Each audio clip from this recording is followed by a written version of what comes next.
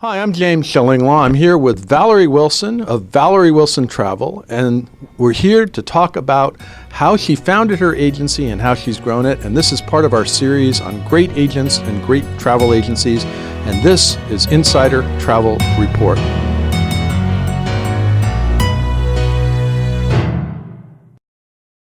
Now, Val, we've talked about this many times, about how you founded the agency, but let's go over it again because I think it's a fascinating story. Why did you start your agency, and when did you start? Well, James, first I want to say hello and welcome to our new office. I know we are.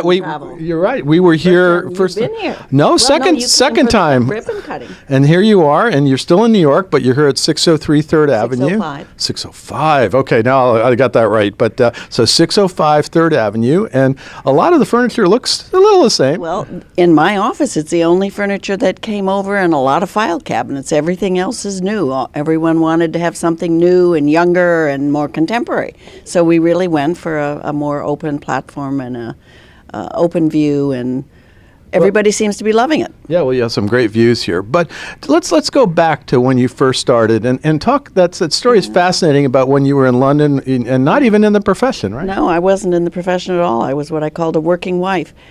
I guess I got the travel bug early on, young at an age from the Midwest in the United States and traveling to Chicago or to school in Boston. But it was in London when we were traveling overseas that I realized I really was bitten by this travel bug. Mm-hmm. And when we're coming back, I decided I really wanted to go back into business. And all of a sudden, the two thoughts that came were, what did I love the most now? Mm-hmm. Travel or antiques? I picked travel, and I've never regretted that.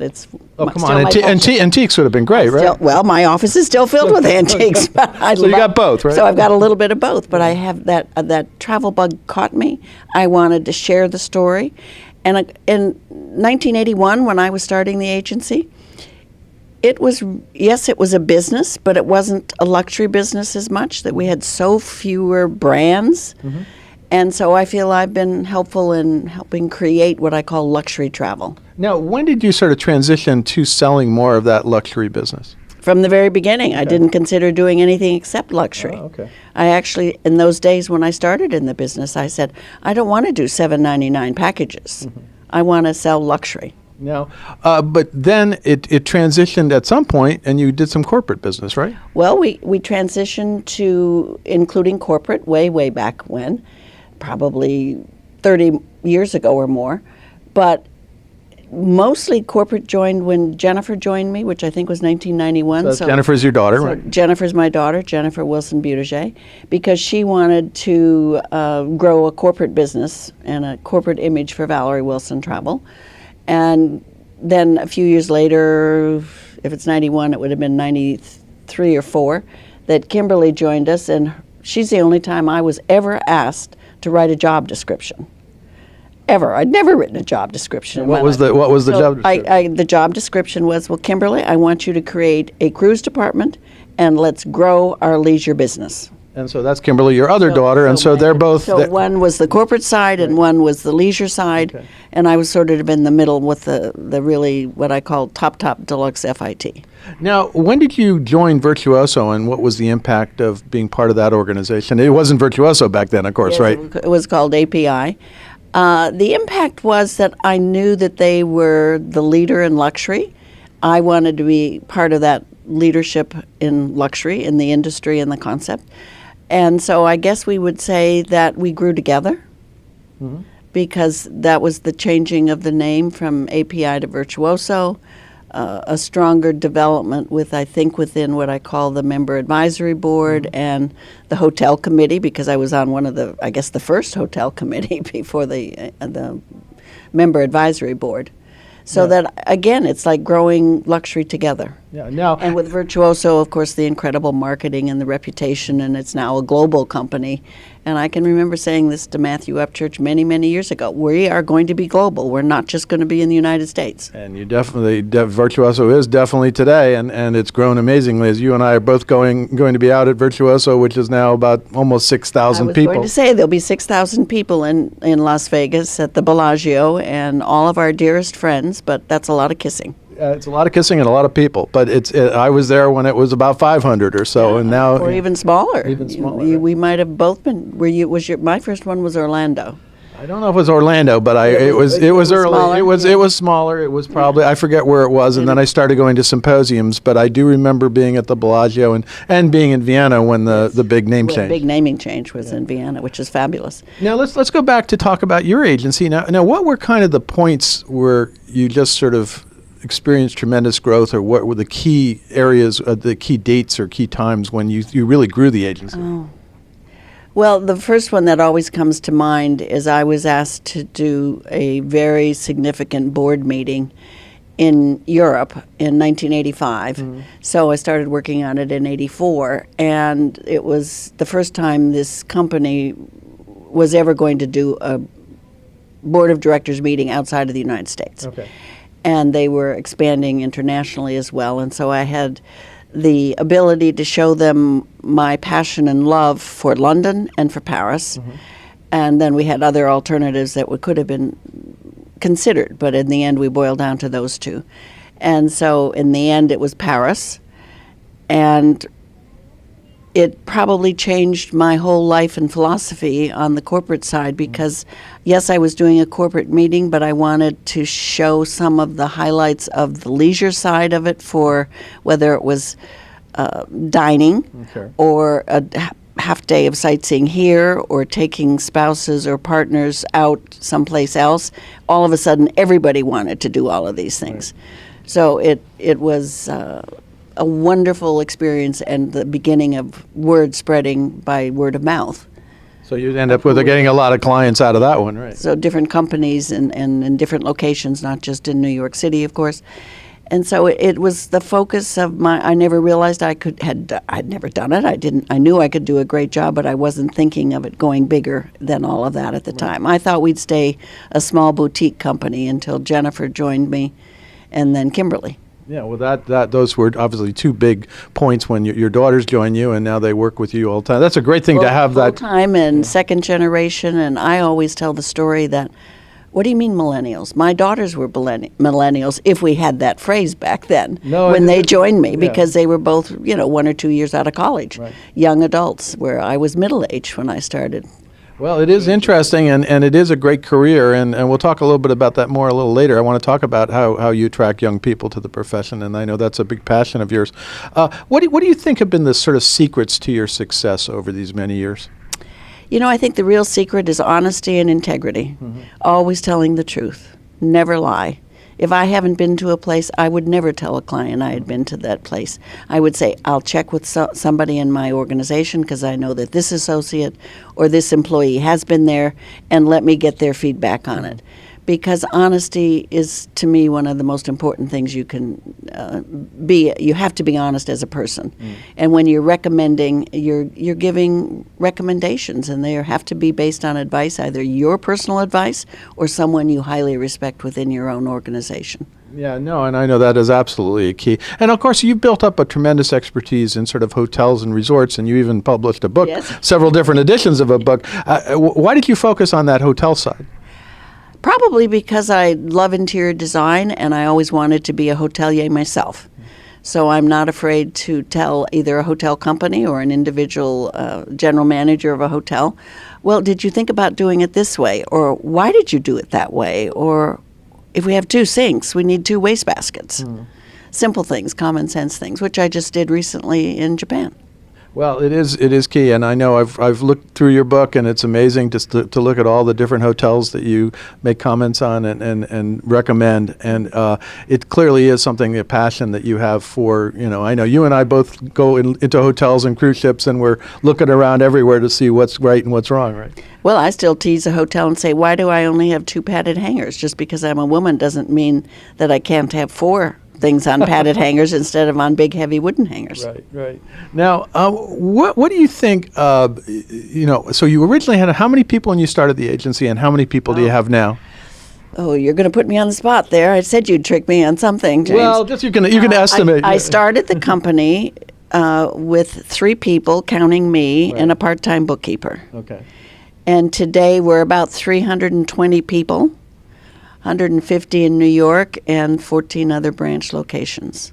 That's And I amazing. think I'm close to the number. Yeah, well, if not, you're pretty close, I'm sure, and it is an amazing growth over the years, and you've been known as one of the top virtuoso agencies for so many years, and so well recognized in the field. So it's been an amazing accomplishment. Now, what would you tell travel agents today, sort of starting out, about what they should focus on? You said be honest and be forthright, but Well, I think you need to, I don't call it pick a specialty, because when I talk about travel, I still talk about the world. But I think you have to have favorite places in your life. And for someone, it might be Iceland, or it's Asia, meaning Japan or China specifically, or whatever.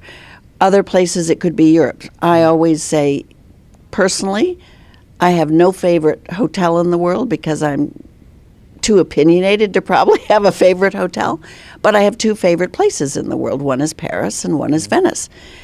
So my real passion probably is more Europe right. than it is anywhere else in the world. But then I jump off and I say, but I love going to Asia, because the culture is so different and there's so much. So you said pick a passion for your destination. Pick a place that you enjoy, that you're able to tell the story, because if you can't tell the story about why you like this place, you will not be able to really be a strong advocate for the client. And that's what you are. You're an advocate for not only for the destination, but for your client, and why you want them to start planning in their mind all the different destinations around the world, and how we want to plan all of your life's travel. And that is planning the lifestyle, the whole life cycle of a traveler. And the other thing, I guess, is, all agents always say, well, I can't find clients. Where do I get my clients? How did you build your client base? I'm very fortunate that friends helped me start the business. It was friends, when I told them what I was going to do, assuming I was going to just do a very small business of high-end leisure travel. Well, I started with a few, and then all of a sudden they said, we need you to handle the executives of our company. So that brought me into the corporate side. And then it was all of a sudden the whole corporation. But my passion is still probably personally in the leisure side, from an FIT standpoint and from cruising. And you get probably mostly referrals and people talking Clients to? today still come probably 85% in referral of clients from our associates and our employees and ourselves, Jennifer, Kimberly, and I, with referrals who have extended on. And of course, the fun part is that those referrals could be me, the grandmother, as the client, who is now has the grandchildren planning big trips, whether it's honeymoons or first groups of young people traveling together, couples and friends. Yeah. Now, over these many years, what do you think has changed in travel, and specifically in luxury travel? The biggest change in all travel is the speed.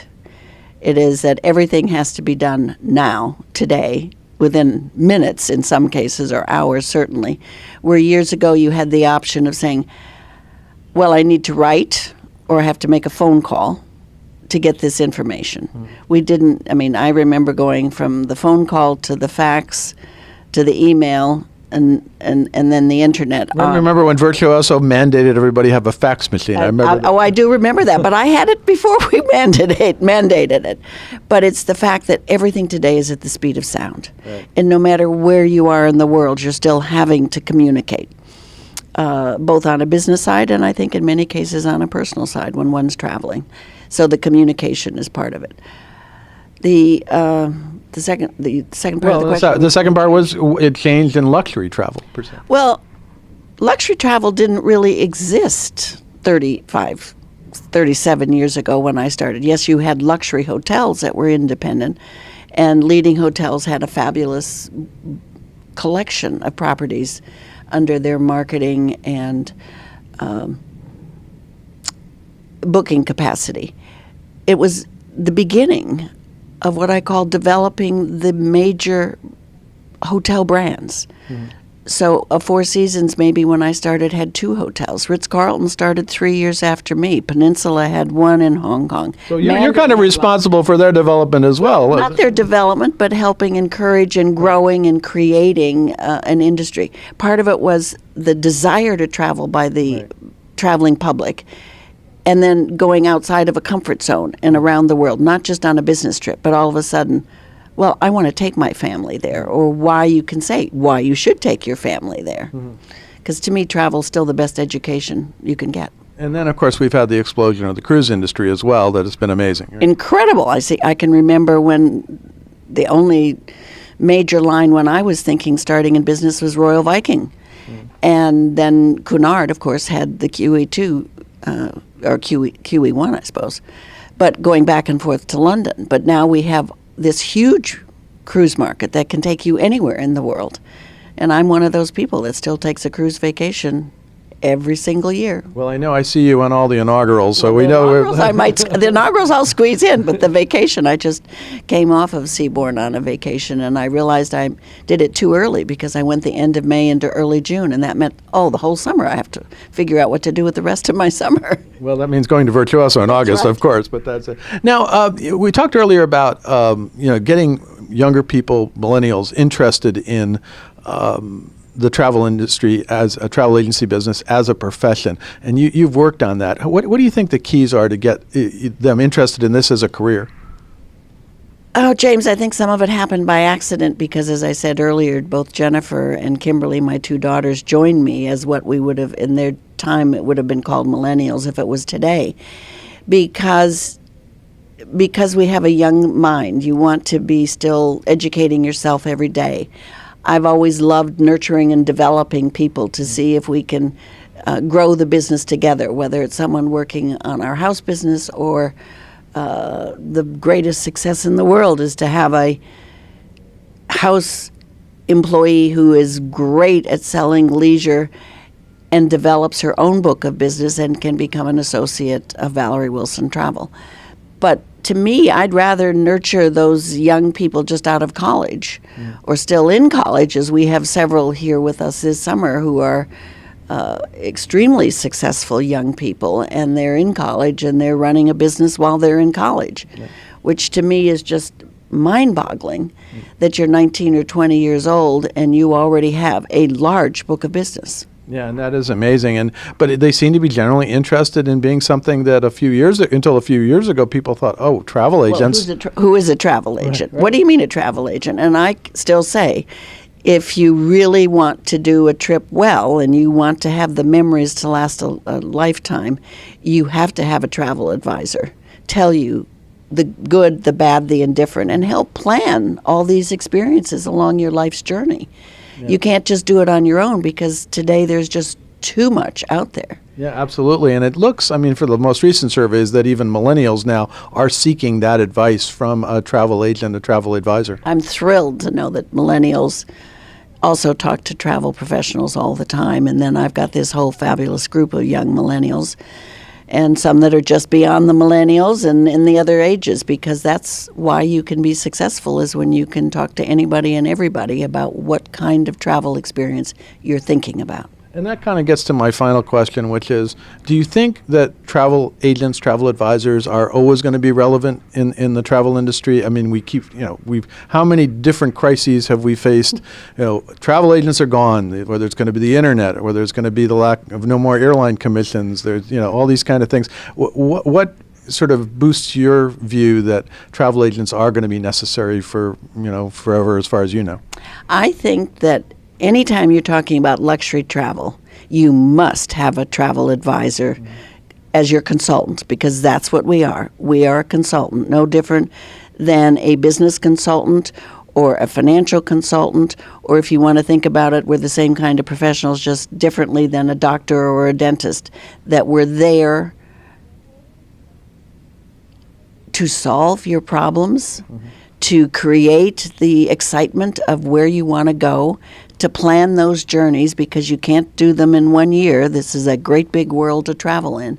And so what steps and what places. And then some of them, I think a safari, for example, is a life-changing experience for an individual or for a family. So that next year I'm taking my whole family together on our first real big safari, because I want to do it before we have so overdeveloped all of these wonderful countries that we don't have those experiences with the herds of animals. And So that was on your bucket list for your whole family, right? for the whole family, it's on my bucket list, and it's going to happen late next June.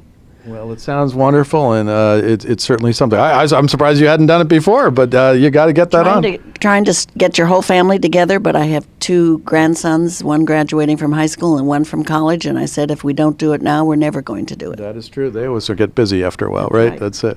Well, Valerie, it's been great to chat with you about the development of Valerie Wilson Travel. It's an amazing story. I've heard it before from you, and we've done articles, but I wanted to get this in a video interview form, and also I've known you for quite some time. It's always been great traveling with you as well, and going to all the Virtuoso conferences and all the inaugurals that we've gone to together.